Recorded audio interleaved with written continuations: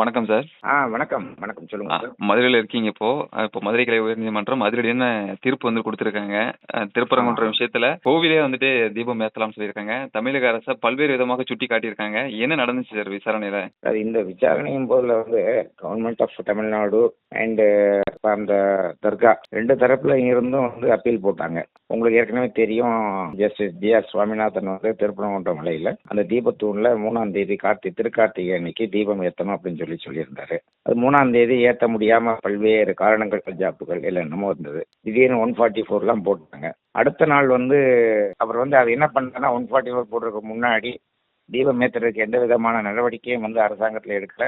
காவல்துறை எந்த விதமான ஒத்துழைப்பும் கொடுக்காம இருக்காங்கிறது எல்லாம் தெரிஞ்சுக்கிட்டு central industrial security force CSF அதை டிப்ளாய் பண்ணி அவங்க மூலமா ஏத்தணும்னாங்க. அதுக்குள்ள உங்களுக்கு கலெக்டர் 144 போட்டாரு, அதனால பெர்மிட் பண்ண முடியாது அப்படின்னு சொன்னதோட மாத்திரம் கிடையாது. தமிழக காவல்துறையில சிஎஸ்எஃப்லேயே அவங்களையும் நாங்கள் அரெஸ்ட் பண்ணுவோம், அதுக்கு மேல மழை ஏறினால அன்னைக்கு தீபம் ஏற்ற முடியாம போயிடுச்சு. மறுநாளைக்கே திருப்பி விசாரணையில வரும்போது மறுநாளைக்கு 4ஆம் தேதி விசாரணை இப்போ கமிஷனரே டைரக்ட் பண்ணாரு, நீங்க போய் உட்காந்து 10 பேருக்கு மேல மிகாமல் போய் எங்க விளக்கு ஏத்துறதுக்கு ஏற்பாடு பண்ணாரு, பாதுகாப்பு கொடுக்கணுட்டு. அப்பயும் லா அண்ட் ஆர்டர் ப்ராப்ளம் சொல்லி எல்லாம் இந்த கூட்டமா வந்துட்டாங்கன்னு சொல்லி அன்னைக்கு ஏற்ற முடியாம போச்சு. அப்பீல் போட்டிருக்கோம் அப்படின்னாங்க. அந்த அப்பீல்கள் தான் இப்ப விசாரணைக்கு வந்தது. ஆனா இந்த விசாரணை மராத்தான் விசாரணையா தான் நடந்துச்சு. தொடர்ந்து நடந்து எல்லா தரப்பு வாதங்களையும் ஃபுல்லா கேட்டாங்க. சொல்ல போனால் அரசாங்கத்துல இருந்து எல்லா அட்வொகேட் ஜெனரல்ஸும் வந்திருந்தாங்க, சுப்ரீம் கோர்ட்ல இருந்த லாயர்ஸ்லாம் வந்திருந்தாங்க. தரோவா விசாரணை பண்ணி தான் இப்போ இந்த தீர்ப்பு வந்திருக்கு. இந்த தீர்ப்பை பொறுத்த மட்டுக்கும் தனி நீதிபதி ஜஸ்டிஸ் ஜி.ஆர். சுவாமிநாதன் கொடுத்த தீர்ப்பை பொறுத்த மட்டுக்கும் உறுதி செஞ்சு இந்த தீர்ப்பு வழங்கப்பட்டுள்ளது. இது தமிழக அரசை பொறுத்த மட்டும் தமிழக அரசு நடந்து கொண்ட விதத்தை நீதிபதிகள் ரொம்ப காட்டமா தான் சொல்லியிருக்காங்க. தமிழக அரசு இப்போ அடுத்த கட்ட நடவடிக்கை எங்க சார் போவாங்க? அடுத்து உச்சநீதிமன்றத்தை நோக்கி போவாங்களா? அது உச்சநீதிமன்றம் தான். அடுத்தது உச்சநீதிமன்றம். இந்த கேசஸ்ல உச்சநீதிமன்றத்துக்கு போடுற எனக்கு என்னமோ அது அரசாங்கத்துக்கு சரியா வராது. காரணம் என்ன, உங்களுக்கு இப்பவே தெளிவா தெரிஞ்சு போச்சு.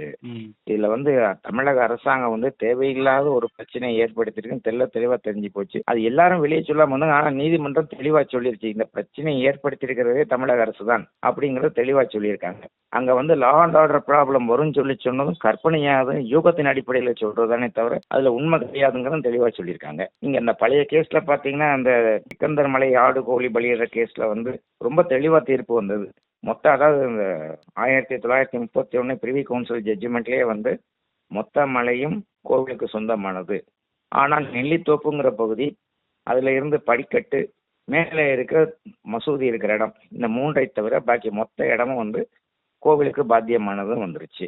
அந்த பகுதியை தாண்டி கிட்டத்தட்ட 50 மீட்டர் தாண்டி தான் இந்த தீபத்தூண் இருக்கு. அந்த தீபத்தூண் இருக்கிற பகுதி எங்களுக்கு தான் பாத்தியமானதுன்னு சொல்லி தர்காக்காரங்க எப்படி சொல்றாங்கன்னு அடிப்படை இல்லாம சொல்றாங்க.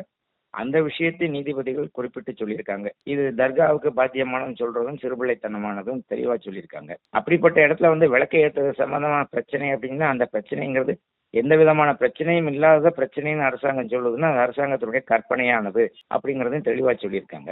இந்த ஜட்ஜ்மெண்ட்டை பொறுத்த மட்டும் இது இந்துக்களுக்கு வெற்றின்னு அப்படின்னு சொல்ல முடியாது. சட்டத்துக்கு வெற்றி. இன்னொரு பக்கம் எடுத்து பார்த்தீங்கன்னா சட்டத்தை சரிவர பயன்படுத்தாம சட்டத்தை துஷ்பிரயோகம் பண்ணி 144 போட்ட அரசாங்கத்துக்கு மிகப்பெரிய தோல்வி. அப்படிதான் எடுத்துக்கணும்.